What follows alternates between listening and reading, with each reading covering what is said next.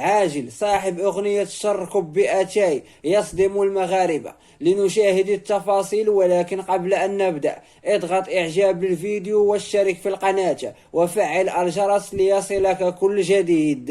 غادر صاحب الأغنية المثيرة للجدل الشر زيدي كبئتاي سجن بوركيز في مدينة فاس بعد قضائه عقوبة حبسية البالغة 4 أشهر، وجاء ذلك بعد قرار غرفة الجنح التلبسية بمحكمة الاستئناف في فاس التي خففت العقوبة من 2 إلى 4 أشهر حبسا نافذا لكل من صاحب الأغنية وصديقه. وكان البطل العالمي السابق مصطفى الخسم قد تدخل في القضية عبر تكليف محاميه الخاص للدفاع عن الشابين، معتبرا أن العقوبة السابقة كانت قاسية جدا ومبالغ فيها. وكانت الأغنية التي حققت شهرة واسعة على موقع يوتيوب قد تعرضت لحملة من التبليغات أدت إلى حذفها من المنصة. وواجه الشابان تهما تتعلق بتحريض القاصرين على الدعارة والتحريض على ارتكاب جنايات عبر وسائل إلكترونية.